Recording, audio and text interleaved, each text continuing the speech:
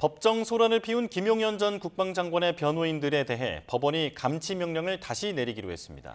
네, 이들은 판사를 공수처에 고발하는 등 맞대응에 나서는데요. 재판정에서 무슨 일이 있었고 왜 그런 건지 임주혜 변호사와 짚어보겠습니다. 어서 오세요. 네, 안녕하세요. 네, 안녕하십니까. 자, 조금 전에 저희도 영상으로 쭉 정리를 해드렸습니다만 재판 중에 소란을 일으켜 감치됐다가 집행불능으로 풀려난 김용현 전 국방장관의 변호인들. 법원은 재감치하겠다라고 했는데 그러자 이 변호인들이 판사를 공수처에 고발한다라고 하더라고요. 어떻게 된 겁니까? 그렇습니다. 사실상 재판과 관여 없었던 부분을 가지고 다른 법정에서 증인으로 출석했다가 이 신뢰관계인 동석으로서 변호인이 이 증인신문에 함께하겠다고 사실상 법적으로는 허용되지 않는 주장을 오고 가다가요. 감치 명령까지 받았습니다. 그런데 감치 명령이 집행이 되지 못한 건 이 변호인들이 이제 인적사항을 확인하는 과정에서 인적사항에 대한 진술을 거부해서 특정이 될 수 없어서 일단 집행불능이 된 상황인데요. 이제 이런 상황이 사실상 실무상 보기 굉장히 힘든 상황입니다. 변호인들이 법정에서 소란 행위를 이유로 해서 감치까지 가는 건 이례적인 상황일 뿐만 아니라 그 이후에 인적사항에 대한 어떤 그 진술을 거부해서 집행불능이 된 상황도 실무적으로 발생하는 일이 아니었다라는 평가가 충분히 가능해 보이고요. 이에 대해서 다시 인적사항을 확인한 이후에 집행에 나서겠다는 이제 재판부를 향해서 고발을 하겠다, 직권남용이다라고 주장을 하고 있는 부분도 이 감치 명령이라는 것이 법적인 절차에 따라서 근거를 갖고 있는 것이고 이에 따라서 이루어진 부분이기 때문에 재판부의 어떤 책임을 묻기는 어려워 보이는 상황입니다. 네. 그러니까 굉장히 자주 있는 일이 아니고 이례적이다라고 말씀을 해주셨는데 재판부가 지금 형사조치도 검토 중이다라고 전해지고 있습니다. 이 형사조치 배경 어떻게 보십니까?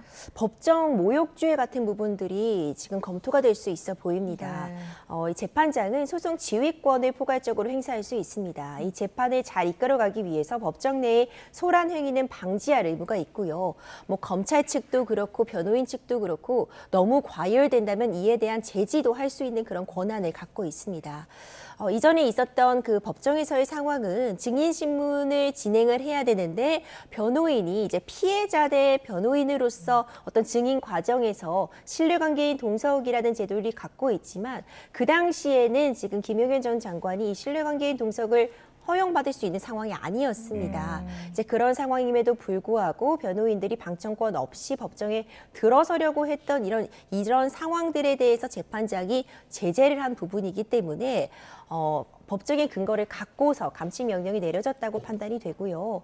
그 과정에서 좀 어떤 모욕적인 언사가 있었고 특히 그 이후에 이 재판을 나선 이후에 본인의 어떤 그 라이브 채널에서 또다시 재판부를 모욕하는 그런 듯한 발언들은 법정 모욕죄, 이제 모욕죄 등 별도의 형사처벌을 구성할 수도 있는 상황이다라고 보여지고 재판부도 그 해당 감치 재판에서 또다시 법정에 대한 모욕이 있었기 때문에 또 다른 감치 재판까지 진행할 것이다라고 밝히고 있습니다. 그러니까 감치 집행이 안 된 부분에 대해선 집행을 하고 그 감치를 다루는 재판 과정에서 재판부를 향해서 뭐 공수처에서 만나자고 한다거나 그 이외에도 재판부를 좀 모욕하는 듯한 발언이 있어 별도의 감치 재판을 열겠다고 하고 있는 만큼 사실상 김용현 전 장관의 지금 문제되고 있는 재판 외에 별도로 재판부와 또 변호인이 일정한 좀 대립각을 세우고 있는 모양새입니다. 예.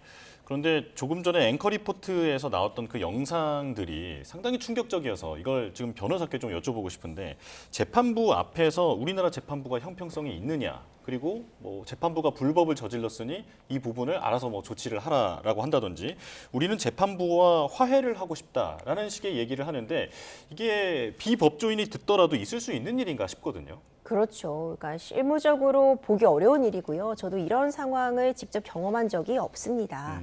지금 이와 같은 상황은 사실상 피고인 입장에서도 유리할 것이 없는 그런 상황이라고도 보여지는데 예. 최종적으로 이제 유무죄에 대한 결론은 법리에 따라서 판단을 받을 것이고 양형에 있어서 법정에서의 태도 그리고 법정에서의 어떤 진술 모습 등은 충분히 참작이 될 수 있습니다.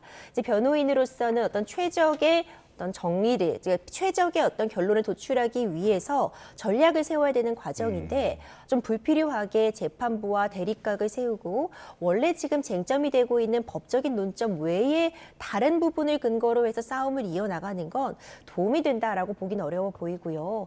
다만 어떤 정치적인 메시지를 낸다거나 지금 지지를 하고 있는 그런 지지층을 결집하기 위해서 재판 외에 어떤 그런 선동을 하고 있는 것 아닌가 이런 생각도 좀 듭니다. 예.